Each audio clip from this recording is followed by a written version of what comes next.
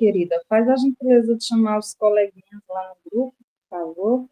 Boa noite, gente. Sejam todos bem-vindos, bem-vindas. É um prazer enorme estar aqui com vocês, certo? Nós vamos dar continuidade ao nosso grupo de estudo, né? Onde a obra que nós estamos trabalhando é justamente essa, Paulo Freire, Miles Horton, o Caminho se faz caminhando, bastante pertinente, certo? E aí, como subtópico, nós temos, né? Conversa sobre educação e mudança social. Então, esse movimento, ele tem muito a ver justamente com o que a gente vem fazendo aqui, né? E aí, professor Ricardo, eu coloquei como um organizador para o senhor ir pondo as pessoas aí na sala, já que eu vou estar na coordenação aqui, ok? Aí, para não passar desatento, né?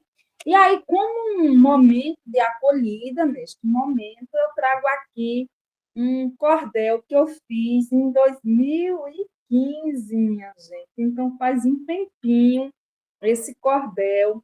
Ele está na minha dissertação de mestrado, intitulada Educação do Campo, no Agreste de Pernambuco, um estudo no município de Canhotinho, que foi defendida no dia 15 de dezembro de 2015, né? E aí eu fiz um cordel com um preâmbulo desse processo formativo para fazer uma breve apresentação de mim, né, para os leitores, né, para os meus leitores, né? E eu começo dizendo assim: narrar toda a história, não dou conta disso. São 29 anos de trabalho, luta e risco, de, e a educação permeando a vida com compromisso. Então, eu concluí meu mestrado com meus 29 aninhos, né? E aí, continuamos. Caminhando e seguindo desde muito pequenina, trabalhando desde cedo, quando quase desanima, mas nunca teve medo de lutar pelo que estima. A lida no campo foi, durante meus 20 anos, trabalhando e estudando, sem mudar os meus planos. Meu destino foi mudando e pedagoga me tornando. O ensinamento dos pais, disse nunca esquece, madrugar para a jornada, isso não causa estresse. Ter a vida transformada, Deus ouvindo a sua prece. Tirar capim para o gado, a primeira tarefa feita, trabalhar no roçado, de manhã logo se ajeita, à tarde prender o gado, e à noite cansada deita. Professora e mestranda, esta então é minha sina, estou sempre em retirada, feito mesmo peregrina, buscando vencer na vida, a luta nunca termina. E assim eu vou seguindo. Diante de tudo isso, lido, escrito e vivido, digo logo a vocês, meus caros amigos, para vencer é preciso, assim, ser destemido. E assim eu vou seguindo na minha grande jornada, como meu Deus me guiando, sou forte na caminhada, o doutorado vou buscando, até conseguir a parada. Gente, o bom de fazer essa declamação desse cordel nesse momento é perceber que durante 10 anos, né, após 10 anos, o quanto que houve evolução após um mestrado, né?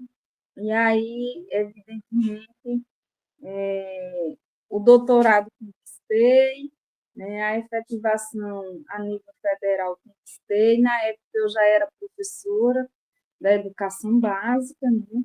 E aí é muito satisfatório a gente fazer essa reminiscência e se aproxima um pouco do que os autores estão fazendo aqui, né? Refletindo sobre sua jornada, sobre suas práticas, sobre seus que fazeres, que viveres, que isso é muito significativo e deveríamos nós fazer essa autorreflexão de nós mesmos, né? Onde estamos, o que estamos fazendo, onde pretendemos chegar, como queremos chegar, o que almejamos, né?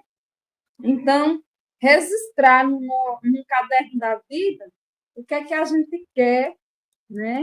Para daqui a 2, 3, 4, 5 anos, 10 anos, e etc. Então, assim, esse giro existencial que as oportunidades proporcionam favorecem para que a gente possa refletir, né? Refletir sobre nós, embasados pelos escritos freirianos, que estão bastante presentes nesta obra, O Caminho se faz caminhando. Bom, posto isto, eu passo para o segundo momento, que diz respeito a os informes, certo? Tem um informe bastante interessante que é sobre 2 eventos que nós iremos vivenciar logo mais. E aí eu convido vocês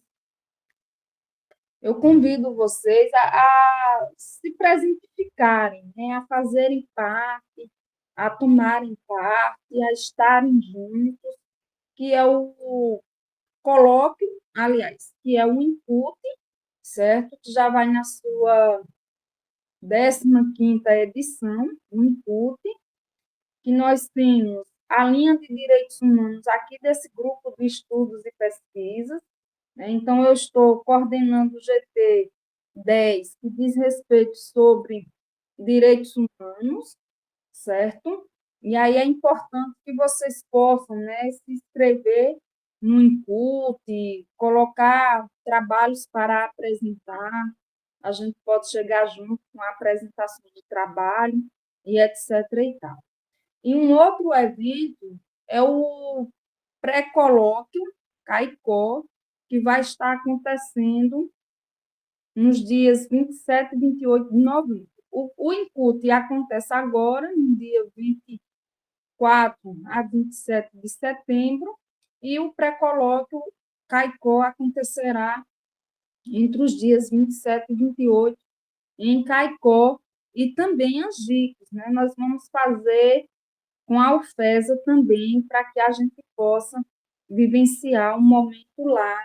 Vai ser bastante bacana, gente. Então, eu convido vocês a estarem juntos, né? A tomarem parte desses eventos que eu, enquanto coordenadora, eu estou também na perspectiva do grupo de estudos e pesquisas da educação em Paulo Freire, né? E a razão desse grupo existir, a razão de nós estarmos aqui é justamente para que a gente possa publicizar o que nós estamos refletindo, o que nós estamos fazendo aqui, né?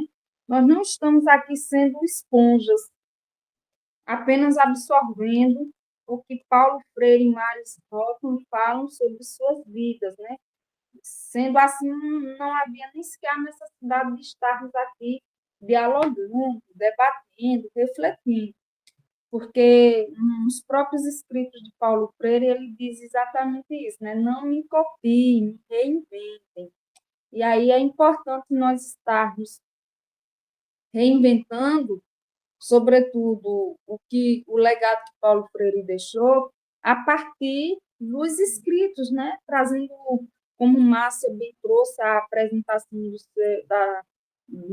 um dos fragmentos desse livro, ela se entregou, né? Ela se entregou, foi bastante pertinente. Então, Márcia, você está aí já com boa parte, né, do processo do trabalho bem encaminhado, caso queira dar, evidentemente, a devida continuidade ao processo de reflexão, né, sobre a praxis de si, né, sobre esse processo formativo e também de atuação, que é justamente o que Freire vai trazer para nós no capítulo de hoje, junto com Miles Hoffman, que é exatamente isso, né? Sem prática não há conhecimento, né? Então, fica aí registrado, tá, gente? A importância de vocês participarem desses dois eventos. Depois eu vou estar colocando os links dele, se Ricardo puder me ajudar e compartilhar os links, né? Tanto do Incult quanto o pré-colóquio ainda nós não temos o link, mas nós temos o link do Centro Paulo Freire, né, Ricardo, que a gente pode ler, inclusive, os anais do pré-colóquio que nós realizamos anteriormente. Ricardo, pois não? Boa noite, pessoal. É importante a participação de todas e todos nos eventos acadêmicos, como muito bem a professora Maria Mello aqui destacou. Não apenas no sentido de participar com produções, mas para aprender, né? Estar disposto a aprender, uma vez que é um direito nosso, né? De estarmos partilhando, compartilhando e, sobretudo, se inspirando, né? Haja vista que também esse capítulo de hoje, ele tem como um dos propósitos trazer em evidência essa discussão, né? Logo no início dele, os autores, né, na conversação, vão chamar a atenção justamente a essa questão, né, do darmos as mãos, só que não é as mãos pelas mãos, né? Eu estou aqui com alguns problemas técnicos, não sei se vocês estão conseguindo me ver direito, enfim, mas é em cut.org, né, o portal, o centro paulofreire.com.br, tem uma aba lá chamada e-books, e lá estão todos os anais dos pré-colóquios. Um deles, como muito bem a professora Maria Mello mencionou, é o de Caicó, e vai acontecer mais uma vez, tanto em Caicó, como também em outros estados da federação. Não há desculpa, né?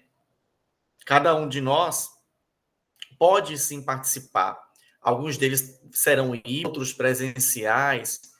Então, como aqui temos algumas pessoas de diferentes lugares do espaço geográfico, então é importante destacar que é possível participar não apenas de um, mas de vários. E assim a gente vai reconstruindo conhecimentos. Lembrando, participem com ou sem produções, né? O importante é estar se inspirando e trilhando. Já, Débora, o Input, inclusive, já está com o site no ar, né? As inscrições também, certo? Alguns trabalhos do Input serão destinados para revista, outros para e-book e outros para anais, né? E aí eu chamo a atenção para o Input porque nós temos a linha de pesquisa aqui de educação em direitos humanos, desse grupo de estudos e pesquisas, né, professor Ricardo? Então, as pessoas que se cadastraram e têm afeição pela linha de educação em direitos humanos, é interessante que traga à luz os escritos de Paulo Freire e participe do input no GT de Educação em Direitos Humanos. É interessante que seja com produção, porque, como diz o próprio Paulo Freire, né, sem prática não há conhecimento. Então, por mais que a gente reflita sobre teoria, se a gente organizar um trabalho para a gente apresentar as ideias, como que a gente desejaria que fosse, né? Ou que defenda uma causa, é importante a gente partilhar, porque é um momento de aprendizado, né? A partilha de saberes são muito importantes para que a gente possa ir adquirindo, sobretudo, o processo, né, de aquisição do conhecimento reelaborado constantemente. Então, Débora, nós vamos pôr, já coloquei, inclusive, no nosso grupo do WhatsApp, né, o link do Input para as devidas inscrições. Nós temos o GT10 aí, que vai ser híbrido, inclusive vai ter um momento presencial em Caicó, certo? Que a dinâmica desse Input vai mudar esse ano, e ele está bem bacana, sabe? Então, Débora, se você tiver interesse, participe, querida, tá certo? Bom, gente, e o pré-colóquio CAICO ainda a gente não organizou, mas eu vou colocar num grupo de estudos para que a gente forme a comissão, né? A comissão científica, a comissão de logística, os monitores e etc. e tal.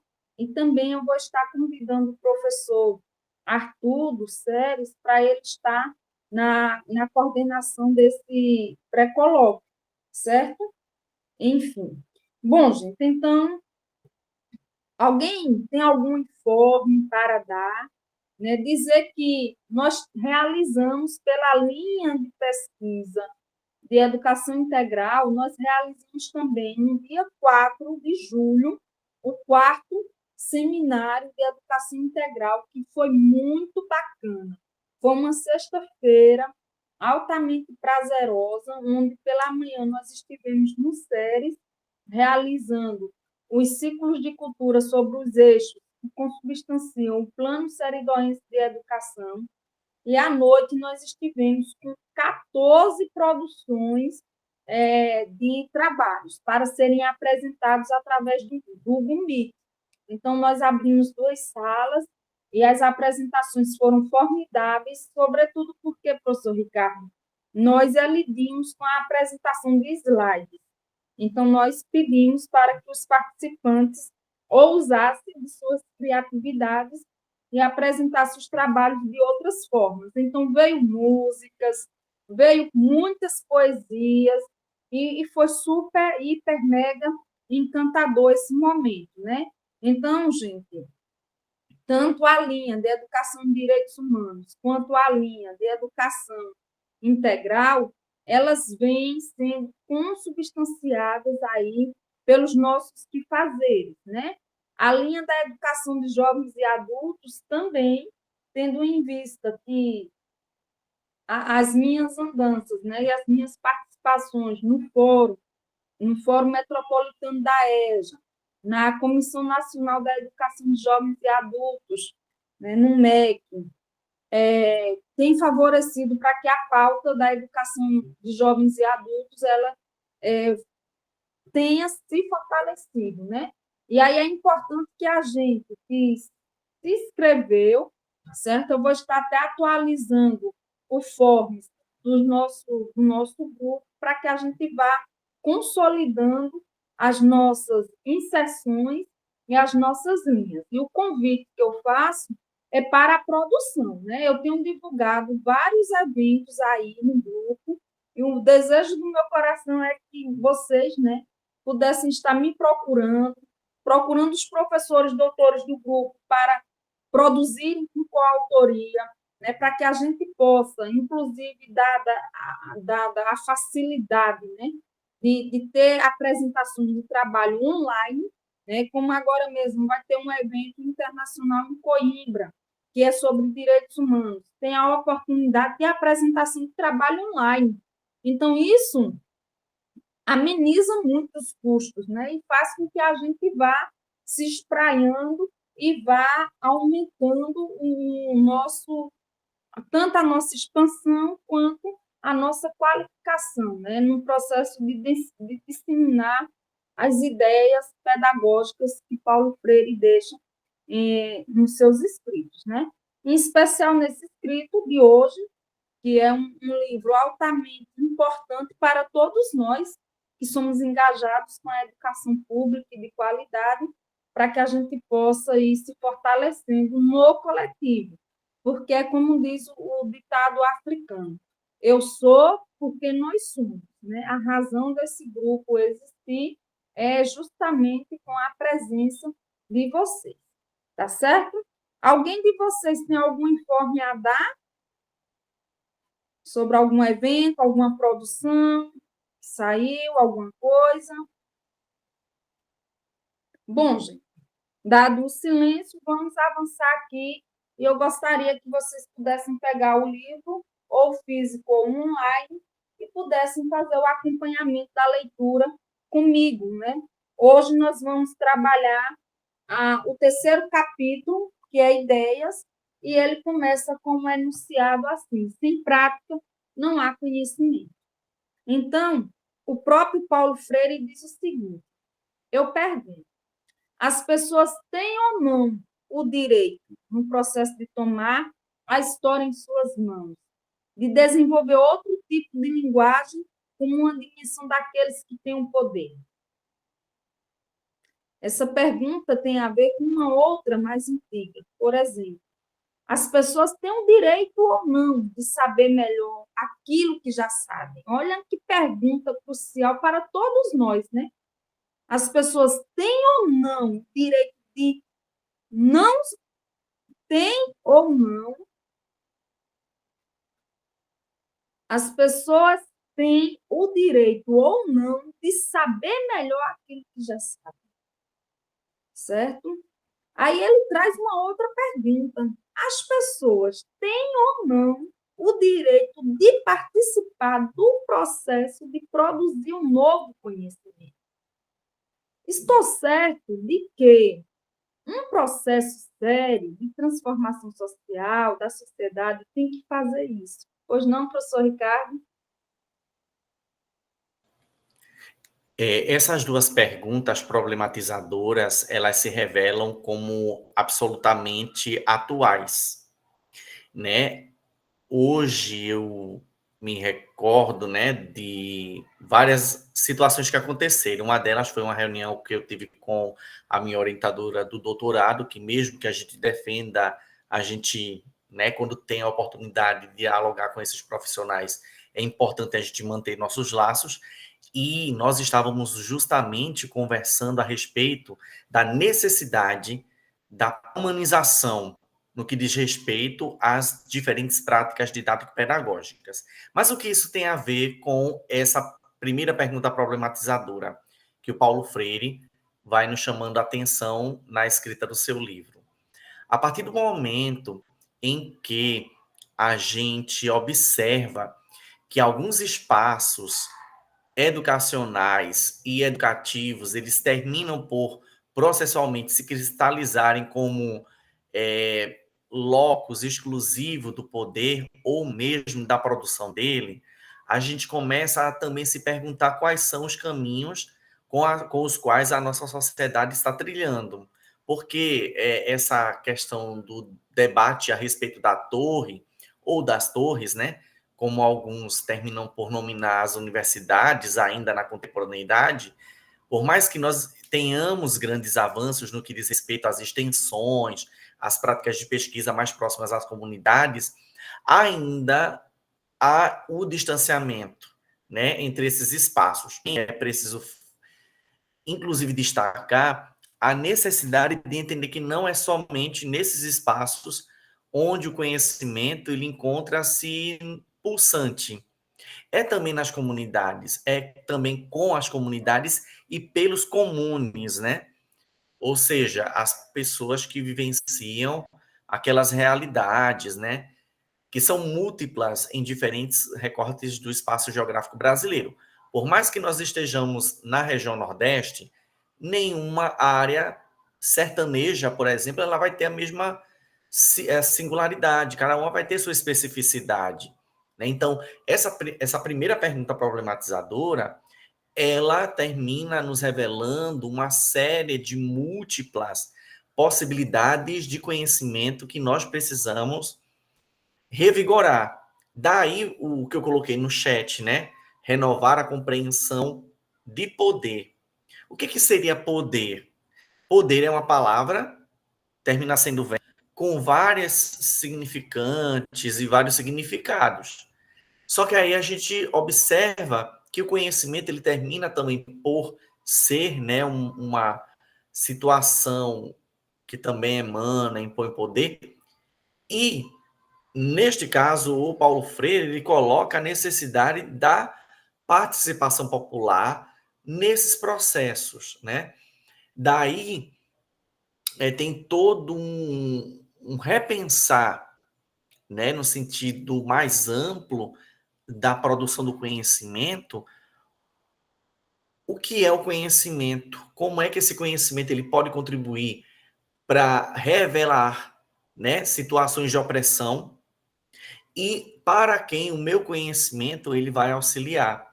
O meu conhecimento ele vai pactuar com as estruturas dominantes, vai continuar auxiliando a perpetuação das desigualdades socioterritoriais, ou o meu conhecimento ele vai seguir por uma determinada perspectiva reveladora, amorosa, trilhando pelo libertar, né, dessas pessoas. Quando a gente fala em libertação, é algo muito profundo.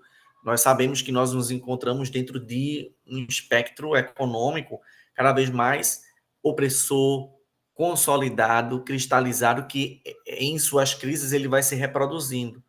Mas a partir do momento em que nós socializamos a consciência espacial cidadã, a gente começa a observar que o ser mais ele é possível, essa libertação ela é possível quando, por exemplo, nós nos utilizamos de alguns mecanismos.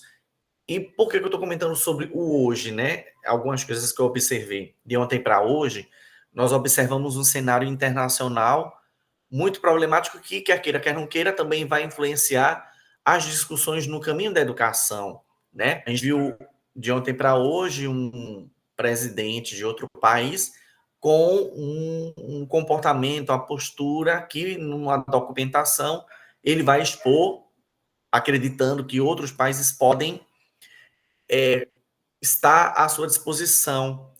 E aí a gente começa a observar que a população, quando ela tem uma participação popular, ela vai entender que o seu país não é somente a pátria pela pátria.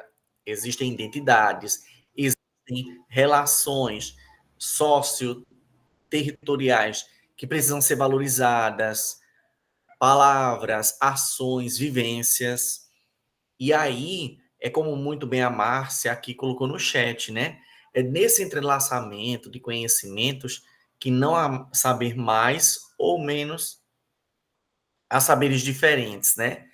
De Pedagogia do Oprimido e Paulo Freire.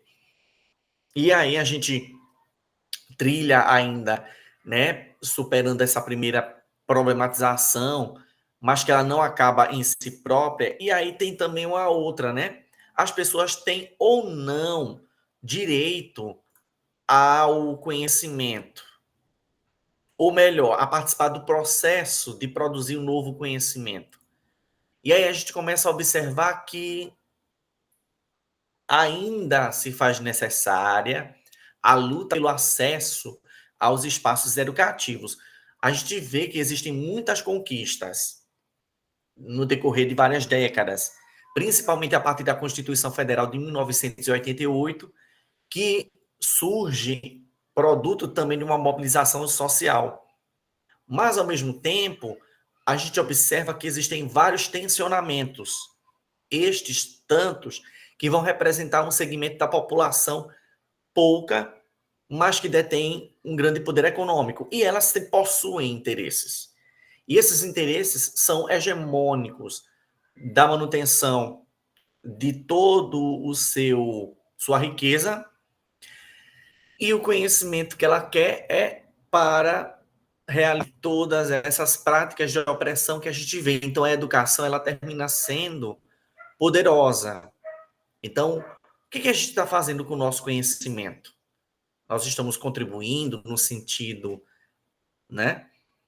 E aí a Márcia, ela mais uma vez aqui no chat, né, coloca: Freire defendia que as pessoas têm o direito de saber o direito daquilo que já sabem. Por isso, é condição para que possam libertar-se da opressão, exercer sua cidadania e transformar o mundo em que vivem. Muito bem, Márcia. E a gente vai trilhando. Se vocês tiverem outras considerações sobre o que eu aqui falei, né? Olha só, duas perguntas problematizadoras. O conhecimento ele não se acaba. Não sou eu o detentor do entendimento todo dessa infinitude, né, de pensamento que o Paulo Freire aí problematiza, mas ele é, né, inspirador. Isso aí, professor Ricardo, muito bem. Gente, Freire responde, né, dizendo o seguinte, que é claro, né, que essa transformação implica em uma mudança nos meios de produção econômica. e que implica uma participação muito maior das massas do povo no processo de poder. Portanto, é necessário, né, a gente compreender o que significa renovar o poder. E aí, ele continua o seguinte, ele diz, né, concorda com Miles, que as pessoas têm um tipo de linguagem que é conhecimento orgânico. Que o professor Ricardo já fez um preâmbulo muito significativo diante de sua explanação, né? Um outro fragmento importante que eu destaquei aqui, Freire diz o seguinte: o conhecimento do ser humano, no qual o corpo tem muito mais espaço do que na nossa maneira de pensar e de saber. Como professores e educadores progressistas, nós temos primeiro que ter o conhecimento de como as pessoas sabem. Ou seja, ser professor não é dador de aula, né? A gente foi educado na cultura de que o professor é aquele que vai dar aula. Ah, eu vou dar aula. Não. A aula não se dá. A aula se constrói através da dialogicidade que se é estabelecida entre os estudantes, né, entre os sujeitos que possuem saberes diferentes, evidentemente, e que, através da partilha, o conhecimento vai sendo construído, vai sendo reelaborado. Isso é muito interessante, né? E Freire chama a atenção, sobretudo para nós que somos professores, será que quando nós vamos vivenciar o processo da aula, a gente já traz a aula pronta e acabada? Né? Nós já temos o plano de aula do dia, o primeiro momento, o segundo momento, o terceiro momento. Será que nós nos preparamos para as imprevisibilidades que podem acontecer, né? Para alguma pergunta curiosa que os estudantes podem nos trazer, que talvez fuja totalmente daquele assunto, daquele conteúdo que seria trabalhado naquele momento? Será que no primeiro dia de aula ou no interregno das aulas a gente tem, enquanto professor, a curiosidade de saber, né? Como que o estudante aprende, né? O que ele quer aprender, como que ele se sente confortável no processo da construção do conhecimento, porque uma dessas questões que Freire nos pontua, ele nos remete a problematizarmos o currículo prescrito, e que em todas as escolas possuem um currículo prescrito. Nós temos os conteúdos das unidades que são obrigatórias, que devem ser, né, ministradas. Mas será que a gente dá conta, né, de ministrar o currículo prescrito, de ministrar todos aqueles conteúdos que estão postos na primeira unidade, na segunda unidade? E para provocar ainda mais a nossa reflexão, minha gente, eu trago aqui, né? Será que as avaliações que nós realizamos, elas de fato dão conta da sistematização ou da comensuração do saber que está sendo apreendido? Né? Então, todos esses questionamentos nos favorecem para que nós, enquanto professores, possamos ser humildes no processo do ensino-aprendizagem e fazer valer o que está posto aqui, né? Que sem prática não há conhecimento. Eu costumo dizer cotidianamente que quem torna o professor não é o diploma de ser pedagogo, não é o diploma de ser geógrafo, não é o diploma de ser historiador, não é o diploma de ser professor da língua portuguesa, enfim, não é o diploma. Né? Quem torna o professor em professor são os estudantes. Né? Os estudantes é que vão gabaritando a performance pedagógica do professor, certo? E aí, os conhecimentos que foram construídos ao longo do processo formativo é importantíssimo, não podemos negar, em hipótese alguma, certo? Mas o desafio maior não é vivenciar a teoria. O desafio maior é, de fato, exercer a prática do fazer pedagógico, sobretudo quando diz respeito num processo de relação interpessoal que se é estabelecido entre os seres humanos, né? O professor vai ávido, cheio de desejos, cheio de vontade para, junto com seus estudantes, construir o conhecimento. E o estudante do outro lado está o tempo todo aqui, ó, com um dedo no telefone, navegando nas redes sociais, muitas vezes rindo, que chega, né, ser até constrangedor para o professor, porque ele suspeita logo, estão fazendo meme de mim, estão rindo de mim, né? Enfim, e nós não temos como mensurar isso, não temos como avaliar. Então, o fazer pedagógico, ele cotidianamente, ordinariamente, esse é o meu posicionamento, ele vem sendo mais desafiante a cada dia, né? Hoje, eu presenciei uma criancinha que não tinha 3 anos de idade, andando feito um zumbi, com um celular maior do que ela, praticamente, aqui na frente, até que levou um tropeção e prestou atenção no lugar, né, onde estava pisando. Então, assim, como que a gente pode, né, favorecer o processo da construção do conhecimento envolvendo todos, para que o professor não seja o sujeito que é o único responsável por levar o conhecimento para o estudante? Como? Qual que é o X da questão, né?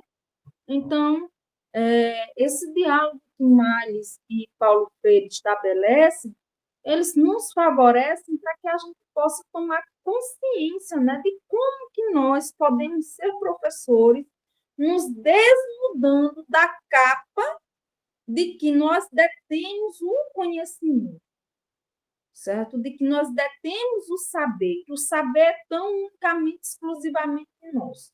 Ao desnudar dessa capa, né, como que nós podemos passar para responsabilizar o estudante pela construção do seu conhecimento, certo? Quando eu estou em sala de aula, principalmente nos primeiros dias de aula, eu digo, olha, gente, para mim, vocês todos estão aprovados.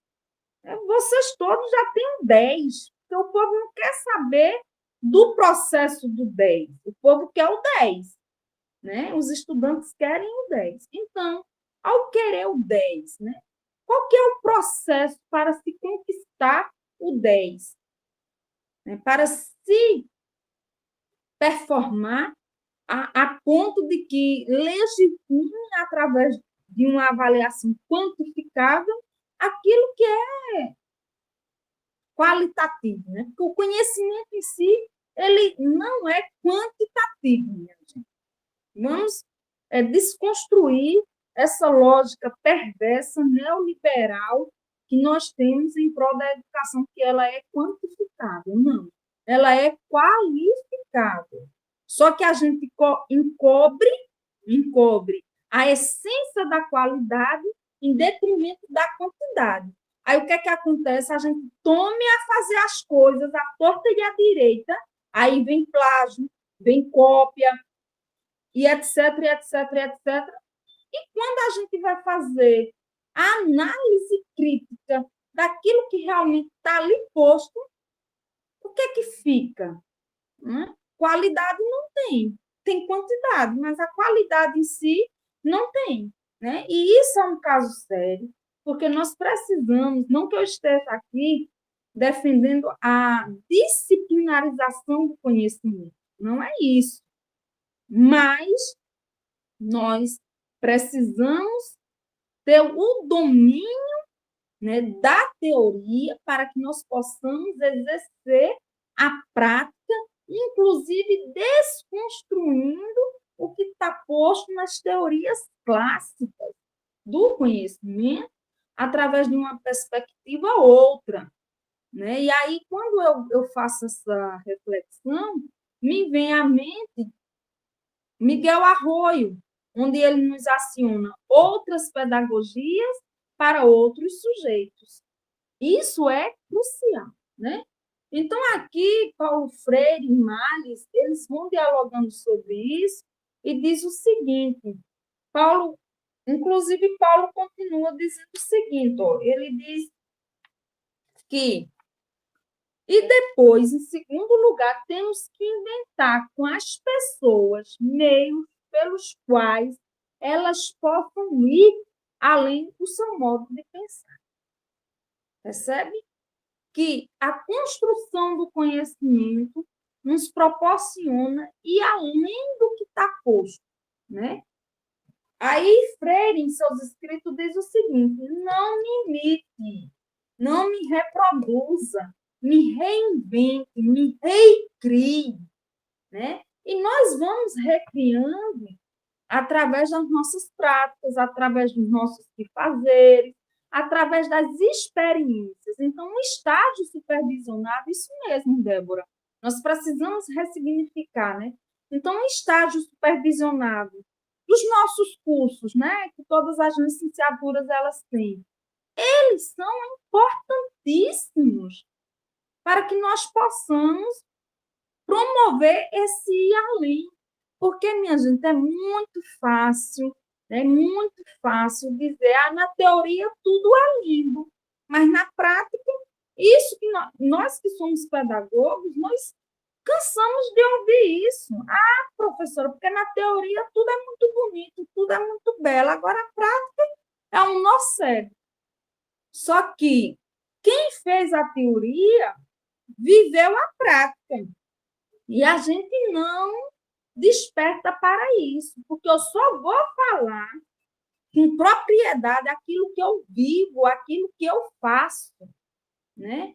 Quando eu não vivo, quando eu não faço, aí a gente fica inventando, imaginando, viajando na maionese, como diz o dito popular, né? Ou trazendo aqui uma outra expressão popular, enchendo linguiça, que é para mostrar que a gente sabe, né? Só que a gente está sempre, na camada superficial do saber. E, às vezes, isso se materializa nos processos seletivos, que são classificatórios e eliminatórios. E a gente não entende por quê, né? Então, é mais ou menos por aí, né? E aí o Marx vai dizer o seguinte, isso é um ponto de partida, não um ponto final, certo? Ou seja, quando o Freire diz que é preciso que a gente faça com que as pessoas possam ir além de seu modo de pensar, aí Malles, exatamente, Ricardo, aí Malles diz, olha, isso é um ponto de partida. Ou seja, termos a consciência de que o que nós sabemos é uma gota no oceano da nossa ignorância é fundamental para que nós possamos estar sempre buscando. Daí a importância de estarmos em movimentos como este, em grupos, para estudarmos, para aprendermos juntos, para refletirmos, para construirmos, né? Para que nós possamos refletir sobre as nossas práticas. Márcia mesmo, quando apresentou o fragmento dela, trouxe aqui experiências formidáveis. Exatamente, Márcia. Trouxe aqui experiências do seu que fazer pedagógico importantíssima, né? Que a gente precisa entender que esse conhecimento teórico, ele advém da prática, né? Que favorece a reconstrução do conhecimento. Pois não, Ricardo? Na segunda lauda, né, tem desse capítulo, né, ideias, o Freire ele vai nos alertar com o cuidado que a gente precisa ter sobre o andar em círculos, né? E essa questão, ela termina nos sendo muito importante, pois o que ele vai aí nominar por círculos, creio eu, é acreditar que tudo é do mesmo jeito, a todo tempo, a todo momento, a todo instante. E nós que estamos nesse movimento do aprender, reaprender, a gente precisa estar atento às transformações que o mundo nos impõe e questionar esses processos, né? Eu, quando mencionei essa relação do inacabamento, né, alertado pelo outro autor, a gente realmente precisa cada vez mais trazer para si, nos nossos processos de vida, tanto pessoal, principalmente profissional, né? Esse movimento de compreender-se como um ser inacabado mesmo. Não é o título que vai nos definir, não são notas, mas o que é que será que eu estou aprendendo? Será que isso realmente está me fazendo bem? E o que é fazer bem? É o querer estar acima de tudo e de todos? Ou é eu, com base nesse aprendizado, né, trazer consigo, para mim, para os outros, outras formas, como muito bem a Márcia colocou aqui no chat, né, do recomeço. Porque nada está pronto e acabado. O conhecimento está sempre em movimento. Então, né, tem essa noção, né, que o próprio processo da educação nos coloca como próprio, né, desafio, aprendizagem, né? E aí, né, o Freire, né, na conversação, ele vai nos alertar sobre a importância da leitura, né? E da compreensão teórica que essa leitura vai trazer consigo. Mas é como muito bem a professora Maria Mello também colocou, não basta apenas ter a teoria, é preciso também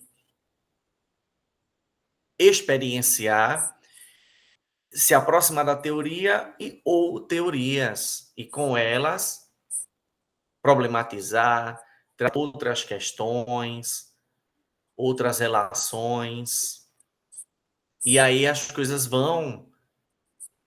Eu não sei se vocês já fizeram esse exercício de procurar escritos antigos, lê-los, e depois você verifica como é que está não só a escrita, mas o quanto que você também evoluiu daquele ponto lá, daquela escrita, depois de várias outras experiências, você ainda está ali com aquele pensamento daquela primeira escrita ou você já evoluiu de lá para cá? No sentido de ampliação de repertório, de melhor compreensão de um determinado fenômeno que se analisa. Enfim, essa conversação entre os autores do livro Caminho se faz caminhando é um forte alerta, né? É terapêutico, né? No que diz respeito a quem nós somos e qual identidade docente nós temos, né? Eu acredito que é muito importante todo esse movimento. Perfeitamente, professor Ricardo. É um fragmento que Freire diz o seguinte, ó, nós temos também que ter um certo tipo teórico de prática, a fim de saber. Mas a prática em si mesma não é sua teoria. Ela cria conhecimento, mas não é a sua própria teoria. E ele continua dizendo o seguinte: em segundo lugar, ao discutir minha prática com as pessoas como educador, tenho que saber algo mais que as pessoas sabem. Pelo menos tenho que entender melhor, teoricamente falando, o que está ocorrendo na prática das pessoas, certo? E é onde ele chama a atenção para a importância da leitura, como o professor Ricardo bem trouxe, e ele traz um questionamento interessante. Se eu não obtiver essa compreensão, sabe o que pode acontecer? Né? Porque ele diz o seguinte, que a leitura é uma das maneiras através das quais eu posso obter a compreensão teórica da prática em um dado momento, em um dado momento, ou seja, não é o tempo todo. Logo, uma teoria não vai servir para promover uma reflexão sobre a prática o tempo todo, de modo algum. É em um dado momento aquela teoria vai servir ou não, né? E por que isso? Por causa das relações interpessoais, por causa dos outros sujeitos e das outras pedagogias que emergem, certo?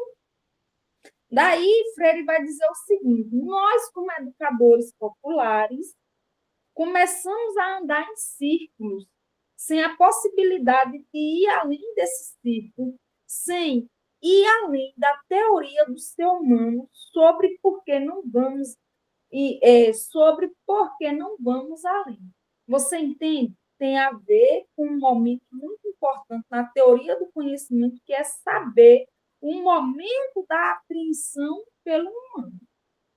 Ou seja, aqui nós adentraríamos, se nós fôssemos fazer um aprofundamento reflexivo, no campo da psicologia, né? Da psicologia da educação, né? Perfeitamente, Márcia. Que isso tem a ver com o ritmo e o tempo de aprendizagem de cada um. E que esse tempo de aprendizagem, esse ritmo de aprendizagem, se a gente adentrar ao campo das neurociências, por exemplo, nós vamos entender, né, algumas causas pelas quais o conhecimento ele demora um pouco mais a ser assimilado pelas pessoas, ou outras pessoas têm facilidade, né, para aprender com mais agilidade, etc. E tal. Mas Paulo Freire nos chama a atenção para entender, né? O mistério do conhecimento é esse, é saber o momento da apreensão pelo ser humano, certo? E é importante, gente, é importante salientar isso, sabe por quê? Porque assim, eu vou contar uma história aqui para vocês, de uma estudante que, no tempo da educação básica, né, dada as questões contextuais, sociais, políticas, econômicas que a estudante vivia, ela evidentemente era desacreditada, inclusive pelos seus próprios professores, né? Se daria certo na vida, digamos assim, né? Se iria além, né? Que é uma outra coisa, viu, que eu tento desconstruir ou que eu tento fazer completamente ao contrário, que é confiar, acreditar, né, que as pessoas dão certo, como diz o padre Fábio de Mello. Né? Eu prefiro acreditar na bondade das pessoas, né, e não enxergar a maldade das pessoas em si. E perceber que todos os seres humanos eles são projetados para serem mais e melhores. Né? Então, nessa lógica, evidentemente, que eu me posiciono assim, alguns professores, né, não colocam os seus estudantes nessa condição. Né? Diz assim, olha, daqui a 10, 15, 20 anos, ó, o cordel que eu fiz foi há 10 anos, e veja que lindeza, né? O quanto que eu expressava o meu desejo ali no papel, e hoje, após 10 anos, né, que não vem ao caso aqui dedilhar os pormenores dos processos que eu precisei vivenciar para poder conquistar a situação pela qual hoje eu estou a passar. Né? E aí é o seguinte, quando a gente não acredita na potência do outro, aí a gente se depara com o outro, muitas vezes, inclusive, mais evoluído que nós. Né? E eu digo isso pela experiência que me foi narrada, que aconteceu isso com uma estudante de escola pública. Né? Ela era desacreditada dos seus professores, evidentemente, e após aí um bom tempo, ela dá um giro de 360 graus, matematicamente falando, e a professora que era professora dela naquela época permanece sendo a professora, né? Mas não é a mestra, não é a doutora, entende? É só a professora, percebe? Então, essas questões, elas são factíveis, né? E Freire nos chama aqui a atenção para que a gente possa entender que o sujeito que eu sou hoje não serei amanhã. Eu irei mudar, né? Eu irei evoluir. Eu sou um ser inacabado, né? Eu não estou pronto, eu não estou completa, eu não estou plena, de modo algum. Eu estou sempre em processo de ir além, de ser mais qualitativamente falando, tá, gente? Não vamos defender aqui a dimensão quantitativa, certo? Daí, mas, olha, eu gostei, ao ler esse livro, eu gosto mais de ouvir o Miles do que o Freire, tá, gente? Eu não vou mentir aqui para vocês, que eu fico fascinada com o Miles. E ele aqui, nesse fragmento, ele está bem sutil, bem pragmático, né? Ele está bem curtinho nas frases, né? Nas colocações que ele faz. É uma frase só, né? Ele intervém dizendo isso é um ponto de partida, não um ponto final, ó, bem curtinho, né?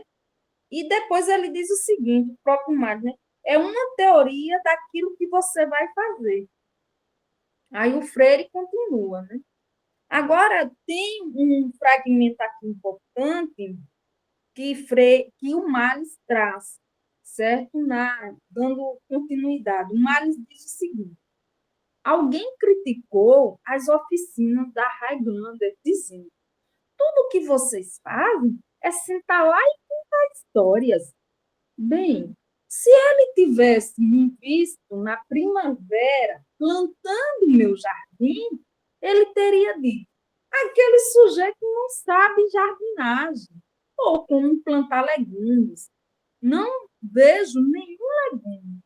Tudo o que vejo é ele botando uma sementinha no chão. Ele é um falso jardineiro, porque não planta nada. Eu vi e não havia nada ali. Bem, ele fez a mesma coisa sem relação, ele fez a mesma coisa em relação à observação da oficina. Eram apenas as sementes sendo preparadas para começar. E ele pensou que era o processo total. Certo? Aí ele continua, né? Para mim, é essencial que você comece onde as pessoas estão, certo? Onde as pessoas estão. Então, se eu estou numa comunidade rural, é de lá que eu devo partir. Se eu estou numa comunidade periférica, é de lá que eu devo partir. Se eu estou numa comunidade indígena, é de lá que eu devo partir. Se eu estou numa comunidade quilombola, é de lá que eu devo partir, inclusive acionando os dispositivos discursivos, né, as práticas discursivas dos sujeitos, né, que isso Freire vai chamar na sua sistematização pedagógica de universo vocabular. Né? Eu não posso chegar com a língua portuguesa e suas normas fazendo correções o tempo todo. Não posso, de modo algum.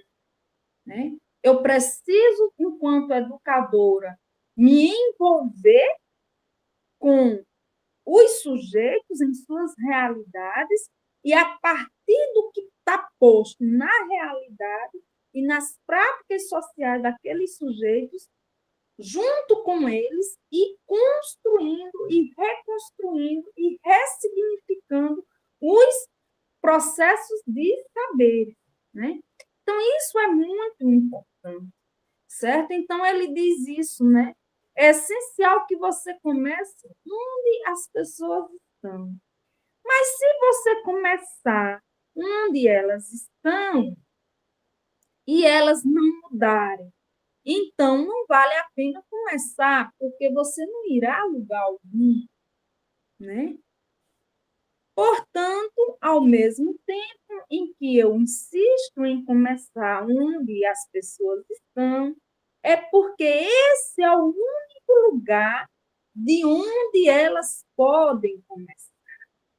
Ou seja, a humildade da construção do conhecimento.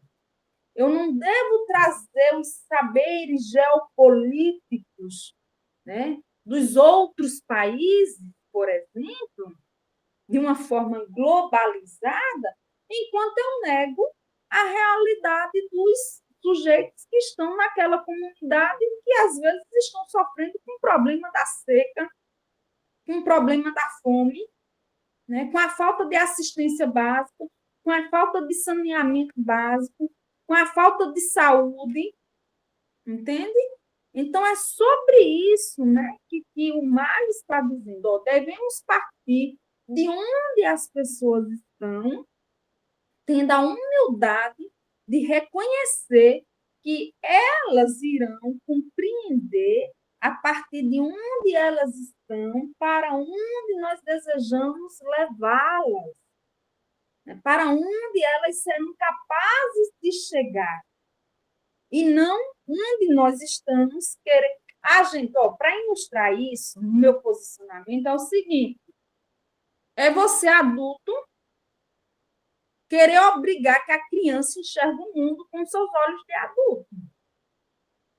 É você adulto tolher a criatividade, a imaginação da criança, a curiosidade da criança, como diz o próprio Paulo Freire, né?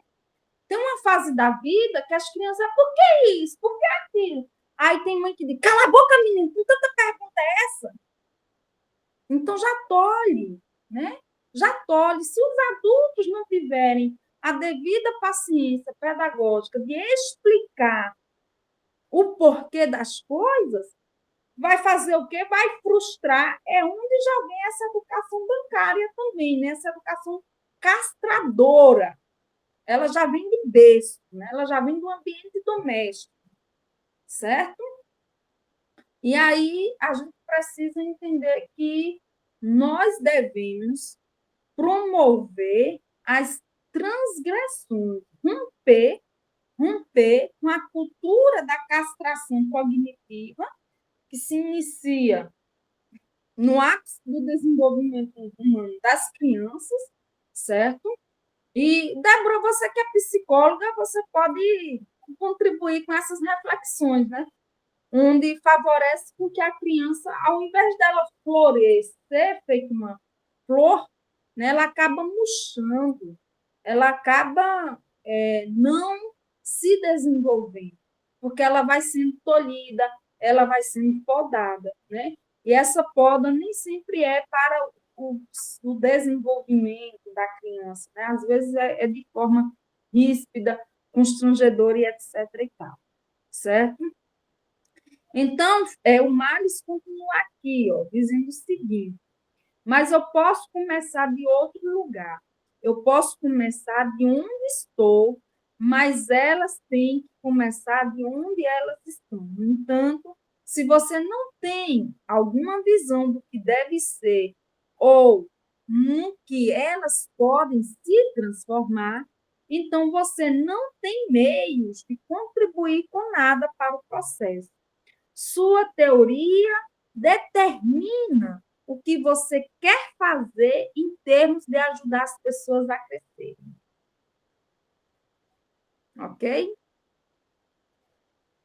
Por isso, é extremamente importante que você tenha uma teoria sobre isso, que o ajude a decidir. Gente, o Males, vocês percebem, vocês já perceberam que a compreensão de Males ela é completamente evoluída, elevada, em detrimento da compreensão de Paulo Freire sobre os mesmos enunciados. Aqui, para Paulo Freire, a teoria diz respeito à produção do conhecimento em si. E aqui, já na dimensão do Males, a teoria favorece para que os sujeitos possam ir além. Ou seja, não é Piaget, não é Vygotsky, não é o próprio Males, o próprio Freire, que vai munir o professor para ele ser professor, né? Não é. Não é essa teoria. Gente, que é importante a gente também dizer, olha, esses camaradazinhas estão falando de qual tempo, né? Qual é o tempo que eles estão se portando, como eram as pessoas de antigamente, como eram os interesses. Minha gente, essa semana eu fiquei pasma. Uma estudante disse que está cursando 4 especializações ao mesmo tempo. Eu, como assim? Como que você vai dar conta só de especialização? Porque ela está concluindo um curso de licenciatura presencial, aí tem as demandas, se envolve de lá, se envolve de cá. E a qualidade desse processo formativo, onde é que fica? Percebe? Onde é que fica? Que é isso, sabe, professor Ricardo, professora Cida, e as demais professoras que estão aqui, né? É isso que eu venho analisando, né? O que é que pesa mais? É a qualidade ou a quantidade? Entende? A quantidade vai me servir em que dado momento da minha vida? E a qualidade do meu saber vai me servir em qual dado momento da vida, né? Como está posto aqui por Paulo Freire. Qual é o momento em que esse saber me será útil, certo? Então, então Marx diz o seguinte: sua teoria determina o que você quer fazer em termos de ajudar as pessoas a crescerem. Por isso é extremamente importante que você tenha uma teoria sobre isso que o ajude a decidir. Por exemplo, quando eu era o diretor da Highlander, era responsável por decidir com quem trabalharíamos. A decisão sobre com quem trabalhar era baseada em nossa teoria sobre quem era importante. Gente, olha, isso aqui serve para a gente, viu? Porque, como o próprio Paulo Freire diz, muitas pessoas estão na marcha, mas não estão marchando na mesma direção e muito menos com a mesma intencionalidade. E aí ele continua: minha maneira de pensar era perguntar se eram pessoas que estavam trabalhando para mudanças estruturais ou para reformas limitadas. Ô, gente, o que é que nós estamos fazendo da nossa vida, né? Nós estamos nos empenhando para uma mudança estrutural ou apenas para fazer uma reforma limitada? Isso serve para a gente, certo? Se estavam trabalhando para mudanças estruturais e pudéssemos descobrir algumas pessoas daquele grupo para trabalhar com elas, então escolhíamos trabalhar com aquele grupo. Se não tivéssemos a teoria de lidar com problemas estruturais, em vez de problemas limitados, então teríamos escolhido o grupo contrário. Compreendem? Portanto, não se pode manter. Atenção, tá, gente? Escutem isso que é importante, certo? Eu costumo fazer a analogia desse grupo de estudo com aquele filme A Sociedade dos Poetas Mortos. Eu não sei, professor, Ricardo, se o senhor conhece esse filme, A Sociedade dos Poetas Mortos, que um professor sobe em cima da cadeira, rasga um livro e mobiliza um grupinho de estudantes lindos, né? A irem para uma caverna, a irem para um lugar secreto, para eles estudarem. E ali eles têm liberdade de dizer o que pensam, de recitarem poesias, etc. E tal. Então, aquele filme é muito impactante. E eu sempre penso que nós estamos fazendo ou vivenciando aquela experiência que aqueles garotos vivenciaram no filme A Sociedade dos Poetas Mortos, né? Então, o Marx continua dizendo aqui, ó, portanto, não se pode manter as pessoas simplesmente andando em círculos. Você não terá uma espiral, você terá apenas um círculo plano. Gente, é o status quo, né? Que as pessoas giram, giram, giram, giram e nada de evoluir, certo? Se não tiver uma teoria sobre aonde ir, o problema é de onde vem essa teoria. É uma teoria válida? Pelo que eu saiba, a única maneira de responder a essa pergunta é testar a teoria. Gente, é interessante que Miles e Freire, eles falam sobre a teoria, mas eles não dizem que teoria é essa, né? Então, a gente fica aqui pensando, né? Enfim, que teoria é essa? Será que essa teoria é a que está para nascer da gente? Porque aqui eles não dizem qual que é a teoria. E nem tampouco eles dizem, olha, é a minha teoria, é o meu modo de ser e de estar, é o meu modo de ser e de fazer. Eles não se colocam, né, nessa condição de espelho, de exemplo. Eles falam de uma forma genérica e nós que estamos aqui estudando, cabe, né, a nós descobrirmos que teoria é essa ou então evoluirmos ao ponto de construirmos a nossa própria teoria para ajudar a decidir os caminhos. Pois não, Débora? Boa noite, professora. Boa noite, pessoal. Não, professora, que sempre quando a senhora fala, eu lembro não só da profissão de educador, como também das outras profissões, né, de psicologia, bem como os outros saberes.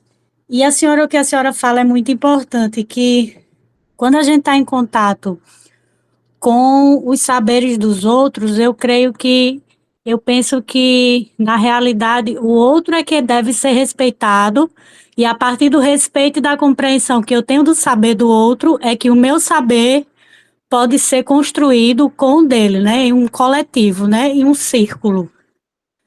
Um círculo, nesse caso, aberto, não fechado. Quando o círculo é fechado, não há ascensão social. Quando o círculo é aberto, eu dou possibilidade das pessoas ascenderem socialmente e que aquele poder que tinha esse saber, né, esse saber-poder, na realidade ele é compartilhado com o coletivo e em coletividade todos construírem esse saber. E é interessante que quando vem agora essa lei que diz que na educação básica que é necessário psicólogos e assistentes sociais na educação, eu acho muito importante, muito válido, mas eu acho que também tem que ter muito cuidado e muita atenção a esses profissionais que vão chegando, que eles vão chegando com muita teoria, que eu acho que não foge muito o capítulo de hoje, muita teoria, muito Vygotsky, muito Piaget, muito muito clínico, muito diagnóstico, mas pouca integralidade, pouca interdisciplinaridade. Claro que existem profissionais e profissionais, né? Ouvir o professor, saber do professor, é o pedagogo que está lá 24 horas com aquele aluno. É o diretor, é o coordenador, não é o psicólogo que vai chegar lá, dar um laudo, dar um parecer, dar um diagnóstico e sair. Então, eu acredito que sob esse viés, existem muitas possibilidades. Acredito na construção, acredito que vai dar certo, se Deus quiser, vai dar tudo certo. Mas acredito que muita coisa tem que ser pensada aí também, para não chegar só o profissional com sua teoria, fazer seu trabalho, entre aspas, e sair, né? Eu acredito que é um conhecimento compartilhado, tem que haver muita interdisciplinaridade mesmo. Era só isso, professor. Muito bem. Pois não, Cida?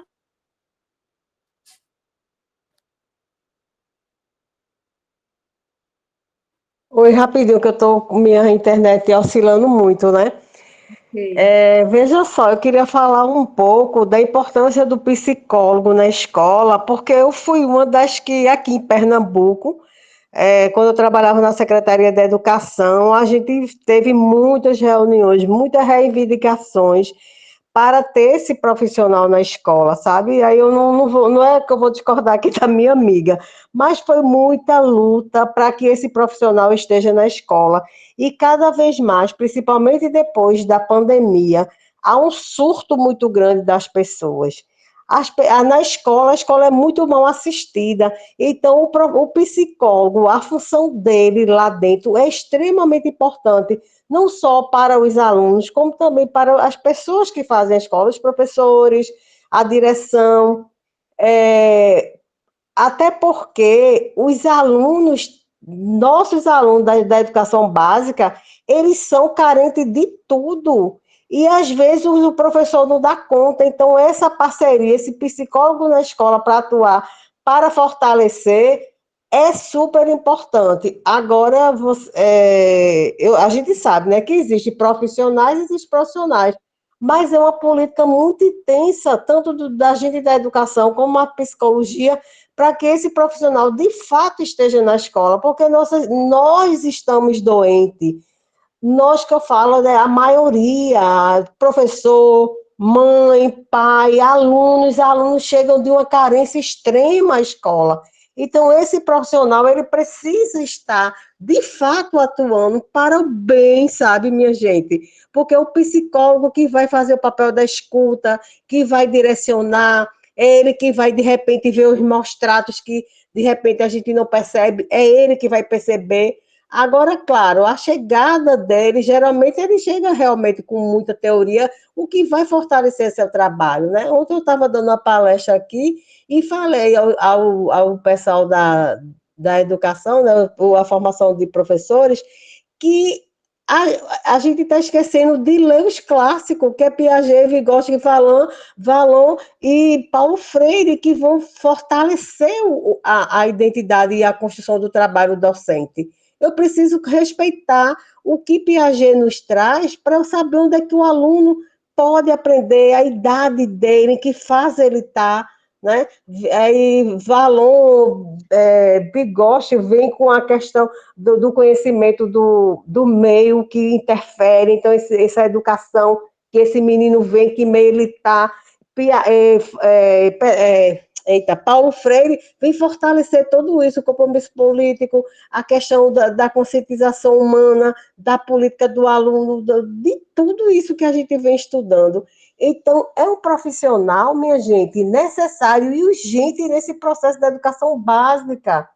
A gente precisa ajudar, enquanto professores, enquanto gestores, contribuir com essa chegada desse profissional tão importante, que foi uma luta intensa. Eu não sei aí no Rio Grande do Norte, mas Pernambuco aqui está voltando os concursos para esse profissional da área. Então, assim, é o que eu acredito, né? Porque eu sei o que é lutar com política pública para esse profissional estar lá, porque o Brasil está adoecido, minha gente. Há um surto de doença mental de mais de 35% da população do país, não é? Então, é um profissional, e a gente está vendo, né? Está chegando verde, está chegando novinho, mas o dia a dia vai mostrar ele, de fato, a importância. E, de fato, viu, eu sei que você falou bem, tem profissionais, tem aquele que vai querer não fazer nada, mas tem aquele que vai construir. Cada escola ficar no pé, trazer, pedir ajuda, cooperar com ele, sabe? Mas não pode deixar a escola desse profissional, pronto. Eu estou falando não só enquanto professor, mas uma pessoa que lutou para esse profissional voltar à escola. Porque aqui em Pernambuco, mais de 15 anos, não havia mais esse concurso desse profissional tão necessário e tão urgente. Muito bem, professora Obrigada. Francisca, muito obrigada pela colaboração e parabéns aí, né, pela a defesa dos direitos humanos, né? Bom, gente, Paulo Freire, ele vai trazer aqui a visão dele sobre a dimensão da teoria, né? E nós já estamos nos encaminhando para o fim desse processo dialógico, certo?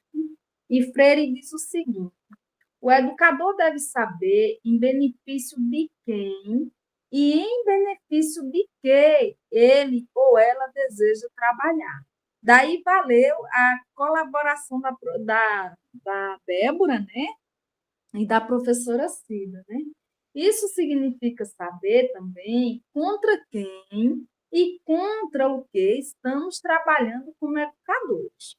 Não creio na espécie de educação que trabalhe em benefício da humanidade, isto é, não existe a humanidade.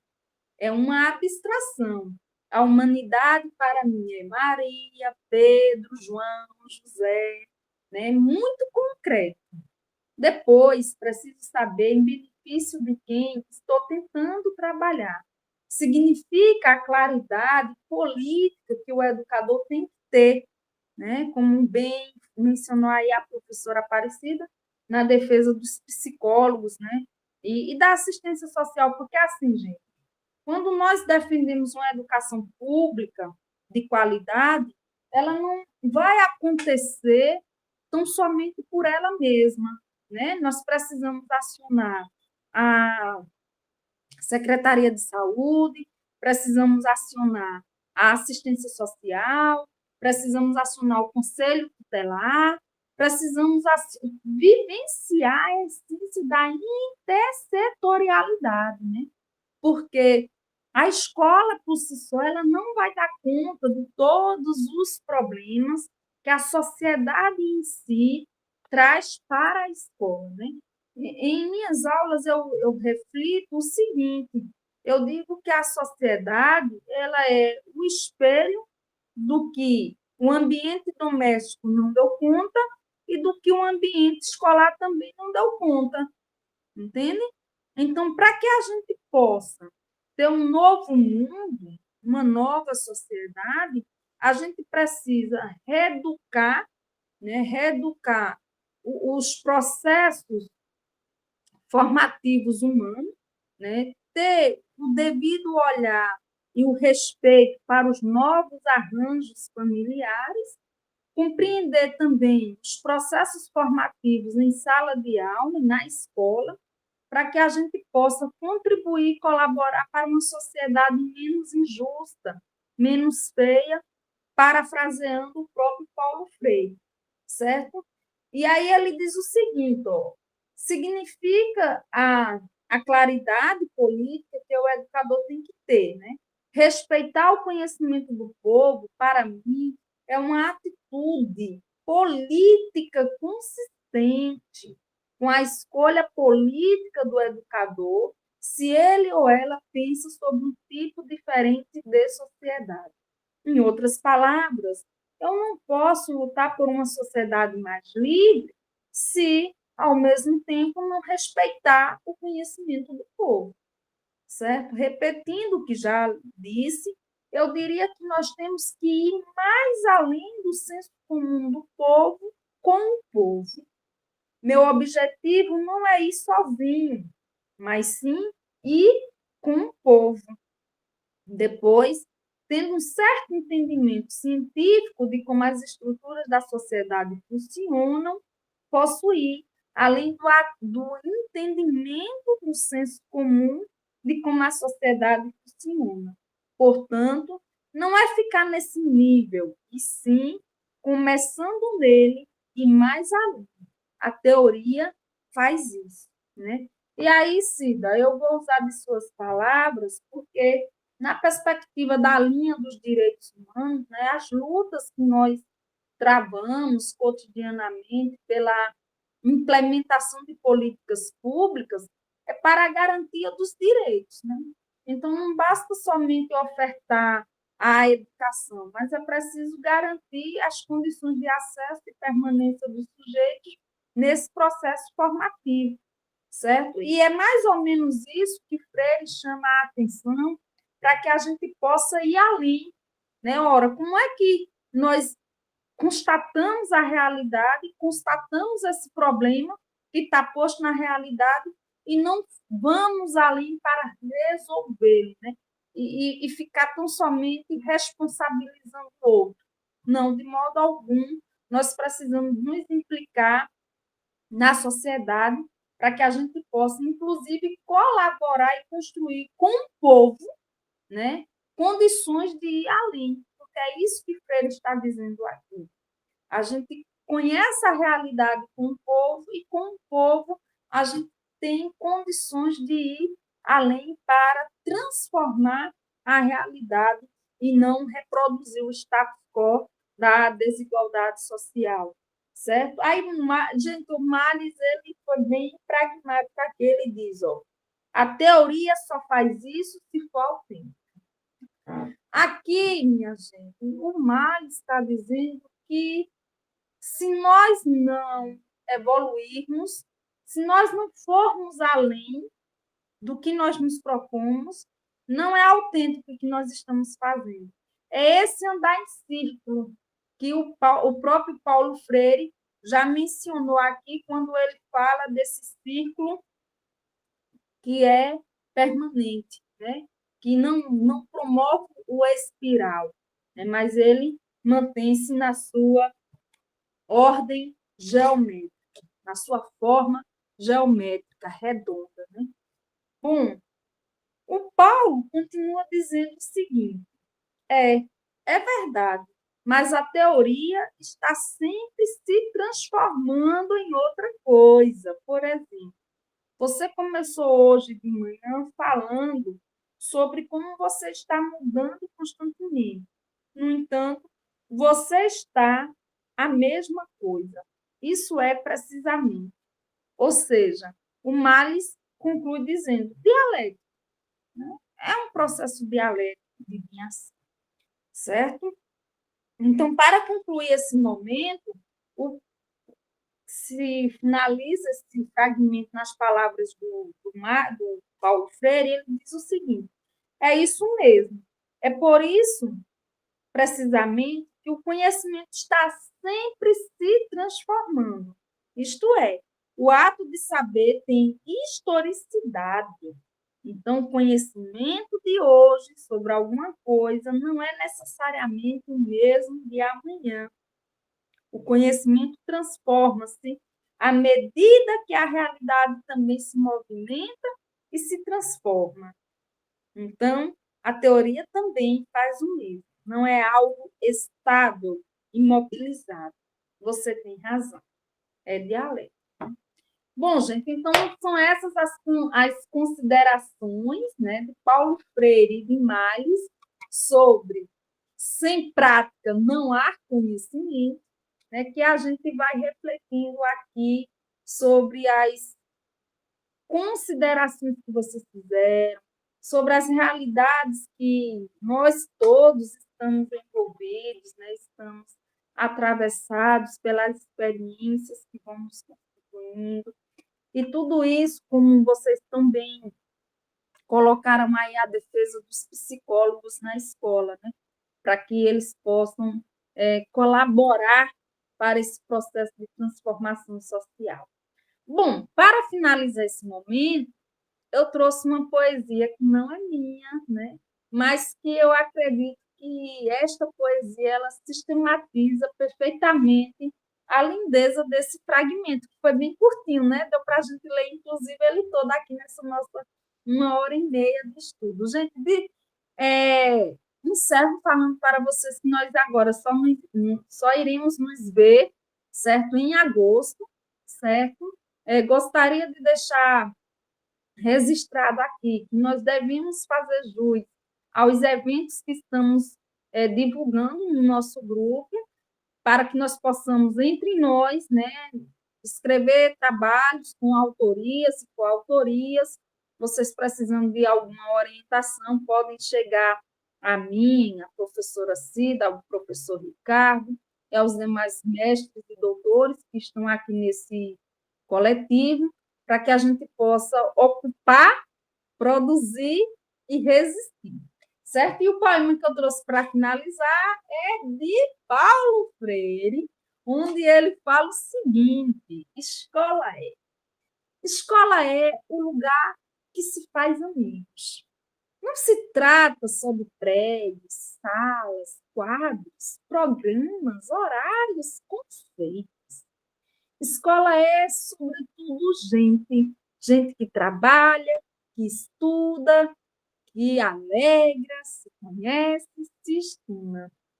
O diretor é gente, o coordenador é gente, o professor é gente, o aluno é gente, cada funcionário é gente. E a escola será cada vez melhor, na medida em que cada um se comporta como colega, amigo, irmão. Nada de ilha cercada de gente todos os lados.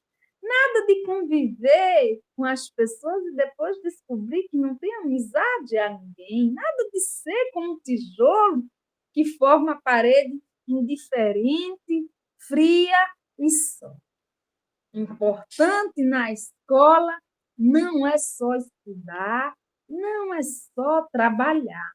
Importante na escola é criar laços de amizade, é criar ambiente de camaradagem, é conviver e se amarrar nela. Ora, é lógico. Uma escola assim vai ser fácil. Estudar, trabalhar, crescer, fazer amigos, educar-se, ser feliz. É por aqui que podemos começar a melhorar o mundo. Então, deixo, né, esta poesia de Paulo Freire com uma ordem que nos coloca a missão de contribuirmos para melhorar o mundo, estando em nossos territórios sagrados, que são as nossas salas de aula. Que nós possamos fazer a diferença onde estamos e com quem estamos, porque todos nós somos sujeitos potenciais em termos a nossa própria teoria e que possamos ter a sabedoria devida para construir essa teoria e contribuir para melhorar a vida das pessoas que estão conosco e que são também, né, beneficiadas por existirmos na face da Terra. Minha gratidão, minha boa noite, um abraço e até o próximo encontro, que só será em agosto de 2025. Boa noite, minha gente. Gratidão.